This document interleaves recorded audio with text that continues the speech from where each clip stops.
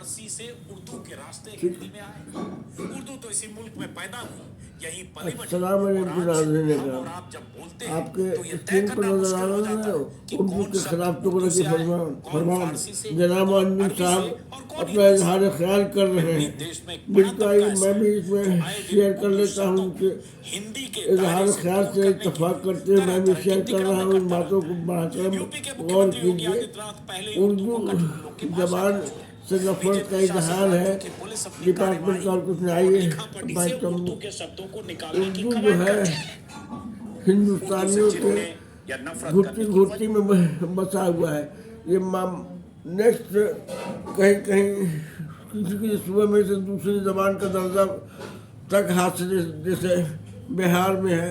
अब बहरहाल उर्दू बोली जाने वाली ज़बान जो है कम व बेश हर शख्स जानता है। स्टेशन पर किसी कुली से अगर भाड़ा तय कीजिए तो वो समझता है आपकी बात, चाहे वो बंगाल का रहने वाला हो चाहे आसाम का रहने हो, वो भाड़ा तय करना समझता है, आपसे मुखातिब होता है, आप उससे दूरी और सामान के वजन के हिसाब से आपसे भाड़ा तय करता है।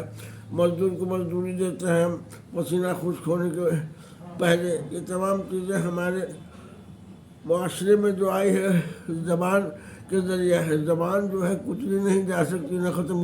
ज़बान जो है आवाम के तरसील ख़याल का ज़रिया है, और जब तरसील ख़याल जब तक रहेगा आवाम के दरमियान, तो वहाँ जो बोली वाली जाने वाली ज़बान है वो हमेशा मौजूद रहेगी। धीरे धीरे जो ज़बान ख़त्म हो चुकी है, जैसे संस्कृत ख़त्म हो चुकी है, गवर्नमेंट के लाखों करोड़ों अरबों रुपए खर्च करने के बावजूद भी अभी तक संस्कृत को हिंदुस्तान में वो दर्जा हासिल नहीं हो सका है। किसी इलाके की कम से कम क्षेत्रीय भाषा भी समझी जा सके।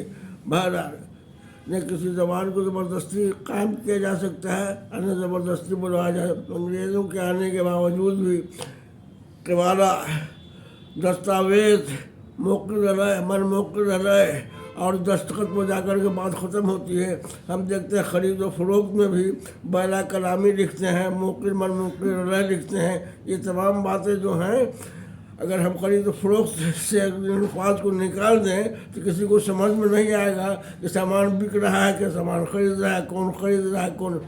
इतना शकील उर्दू है, मोकिल मन मोकिल रहे, लेकिन हर आदमी मुहर्रिर भी जानता है, ख़रीदने वाला भी जानता है कि मोकिल कौन है, मन मोकिल रहे कौन है, दस्तावेज़ क्या है, और दस्तखत क्या है, पहचान क्या है, और शनाख्त क्या है।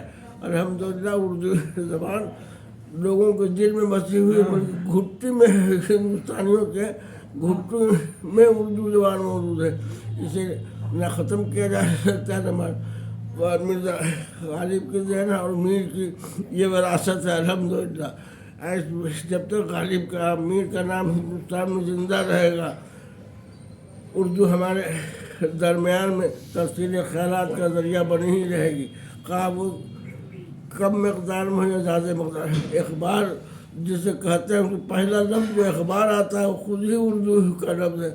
खुद उन्होंने बताया कि 6 लाइन के में 5 वर्ड लफ्ज़ उर्दू का इस्तेमाल किया गया है।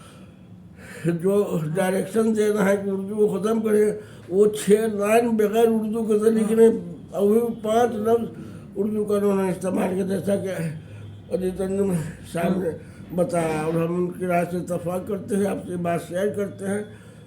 हम जिस कदर ज़बान को बोलेंगे, तफ़सील ख़यालात करेंगे, वो ज़बान हमारी दरमियान रहेगी, किसी ख़त्म करने से ख़त्म नहीं हो सकती है। उर्दू ज़बान आती है आते आते। हमें याद रखना चाहिए कि ज़बान लोगों के तफ़सील ख़यालात का ज़रिया, जब तक लोग इसे बोलते रहेंगे यह तबक़ाई और इलाक़ाई ज़बान बनी रहेगी। इसे कोई भी ख़त्म नहीं कर सकता है इंशाअल्लाह ताला।